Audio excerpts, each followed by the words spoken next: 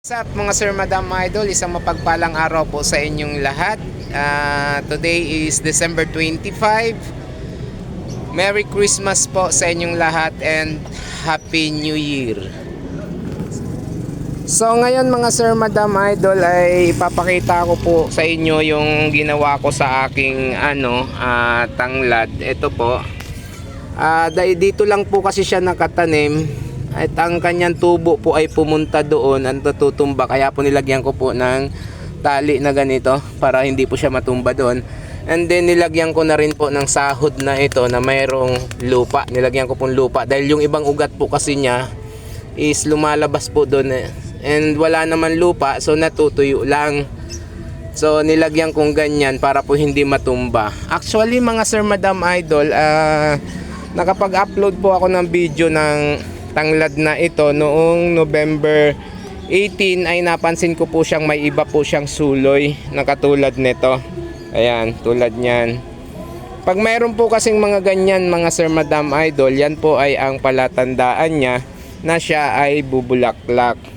Ireripat ko sana siya nung November 18, kaya lang hindi ko tinuloy dahil nga baka masyado siyang ma-stress at hindi magtuloy yung kanyang mga yung bubulaklak. Ayan, ito bago lang po ito, tinalian ko para po hindi bumuhaghag.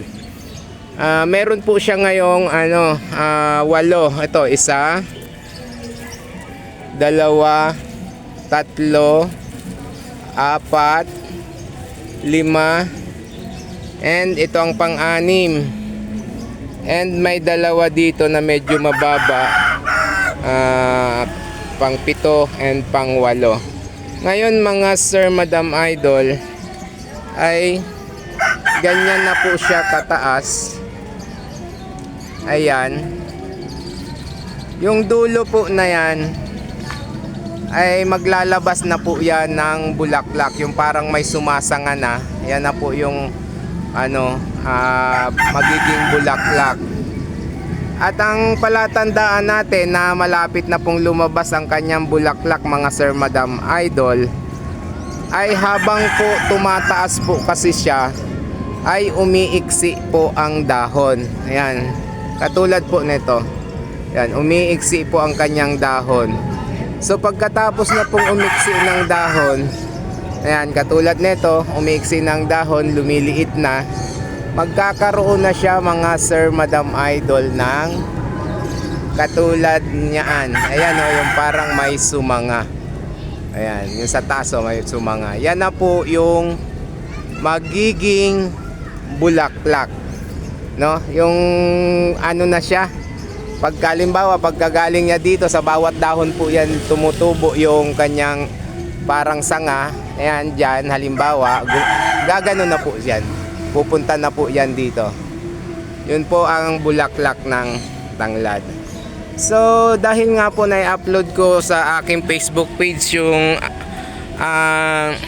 pagkakita ko sa kanya nung November 18, ay may mga nagme-message na po sa atin na lumalambing na kung maaari ay sila po ay makabahagian or gusto nilang bumili. So wala naman po akong inuuhan doon dahil nga po baka nga po magkaroon ng bulilyaso at hindi nga po magtuloy or mali ako ng expectation nung makita kong mayroong mga kakaibang tubo na mas mataas siya sa normal na tubo ng tanglad. So wala po akong inuuhan, pero ito po sure na po ito, maaring may mabahagian na naman tayo. Actually po nakakapagpa-ship naman po tayo nito. Meron po tayong napag-shipan nito sa Mindanao, parteng Bisaya, and then sa Norte. Meron na po, pinapa-ship ko po iyon.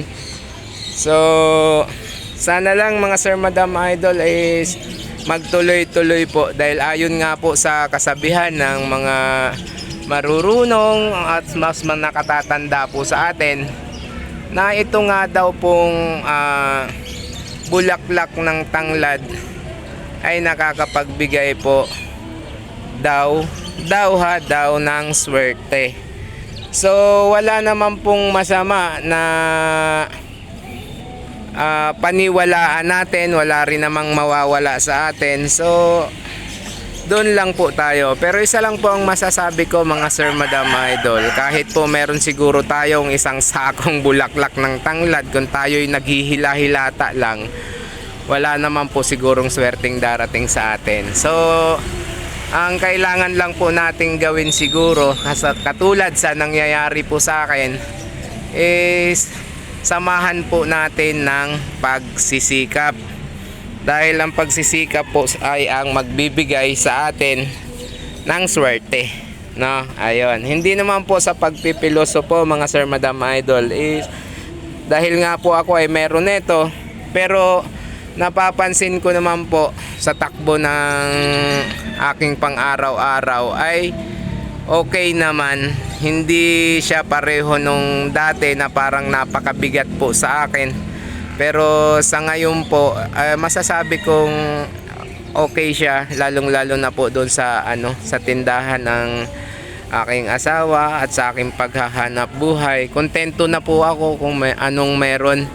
At yun lang din po ang dapat nating matutunan. Kung ano po ang meron ay dapat po tayong makontento. Huwag na po tayong maghangad ng malakihan agad, kundi pagsikapan po natin upang makamit natin kung ano ang gusto natin sa unti-unting paraan, hindi po sa bigla.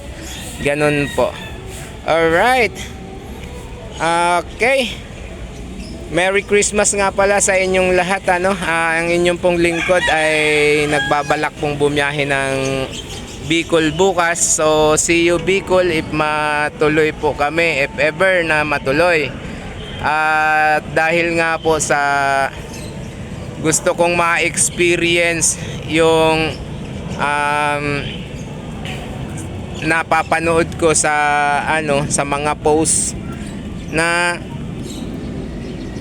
sobrang traffic. Ayun, gusto kong ma-experience yung sinasabi nilang yun na sobrang traffic mga sir, madam, idol, no? Ang haba nga daw po ng oras ng biyahe nila pag sila ay bumabiyahe. So nakamotor naman ang inyong lingkod, siguro mapapabilis-bilis naman po siguro. Okay. Naawa nga po ako sa mga nagko-commute dahil yung dating palagay nating mga 12 hours na biyahe ay mayroon pong inaabot na mga 23 hours, mga ganun po, 24. So dahil nga po yun sa sobrang traffic, dahil sa mga ginagawang kalsada dyan at yung mga nasira pang kalsada dyan sa parte ng Lupe at ng Ragay. Sa 3 times a year ko po na mag-ride dyan sa Bicol, wala po akong biyahe dyan na walang ginagawa o tinitibag na kalsada.